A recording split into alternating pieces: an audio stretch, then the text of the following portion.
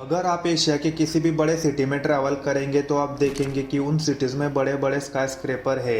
यह सब बढ़ती पॉपुलेशन और डेवलपमेंट की मांग है और भारत वर्ल्ड का सबसे ज़्यादा पॉपुलेशन वाला देश है जिसकी जीडीपी भी दुनिया में 5वें नंबर पर है। लेकिन इंडिया में स्काई स्क्रैपर देखें तो काफ़ी कम है, थोड़े बहुत है, वो भी ज़्यादातर मुंबई में, और नेबरिंग एशियन कंट्रीज की कंपैरिजन में उनकी संख्या बहुत कम है और उनसे छोटे भी। मुंबई शहर कोस्टल लाइन पर बसा हुआ है जहाँ की जमीन कीमती और महंगी हो रही है, तो जनरली इस तरीके की प्रॉब्लम डेवलपर को बड़े बड़े स्काई स्क्रैपर बनाने के लिए मजबूर करती है। फिर मुंबई अभी भी बड़े बड़े स्काई स्क्रैपर के मामले में बहुत पीछे है, तो भारत की पॉपुलेशन और जीडीपी इतनी अधिक है तो बड़े बड़े स्काई स्क्रैपर का नंबर इतना कम क्यों है। तो दोस्तों यह सब एक रूल से रिलेटेड है जो देश को बड़े बड़े स्काई स्क्रैपर बनाने से रोकता है। तो आज इस वीडियो में हम उसी के बारे में जानेंगे।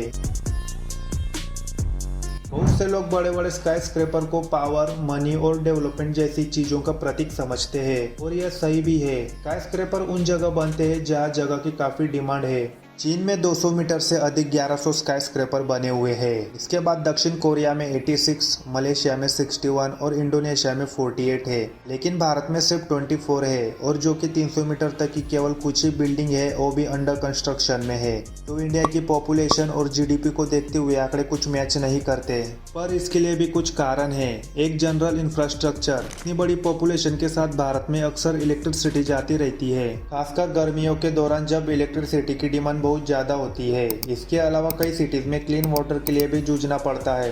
बड़े बिल्डिंग बनाने के लिए बिजली और पानी यह दो बहुत इंपॉर्टेंट है, इसलिए यह भी इम्पोर्टेंट है कि आसपास का इंफ्रास्ट्रक्चर भी अच्छा हो।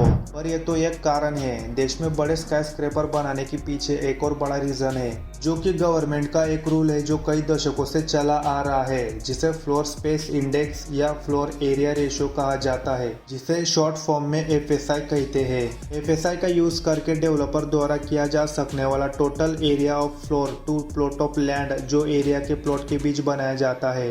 इससे टोटल एरिया डिसाइड किया जाता है जिसे साइट पर कंस्ट्रक्शन की परमिशन मिले। इसे काफी आसान भाषा में सिविल इंजीनियर सुरेश पटेल ने समझाया है। If you have a plot of 1 hectare and an FSI of 1, let us say, then you can build 1 hectare of floor space, which would be, if your footprint is half a hectare, you can build ground and 1 upper. Half a hectare on the ground floor, half a hectare on the first floor, that makes 1 hectare, which is the plot area multiplied by the FSI.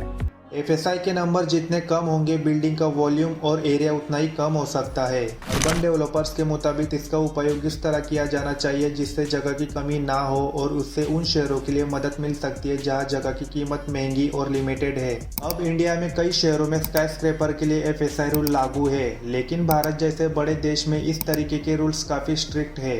Mumbai ने 1991 में construction को limited करने के लिए मुंबई में सिर्फ 1.3 का FSI पेश किया था। हम इसे एक एग्जांपल से समझते हैं कि यह आंकड़ा कितना कम है। न्यूयॉर्क मैनहट्टन का एफएसआई 15, एशियन कंट्रीज का एफएसआई 15+, हांगकांग का 12, टोक्यो का 20, सबसे ज्यादा सिंगापुर का 25 एफएसआई है।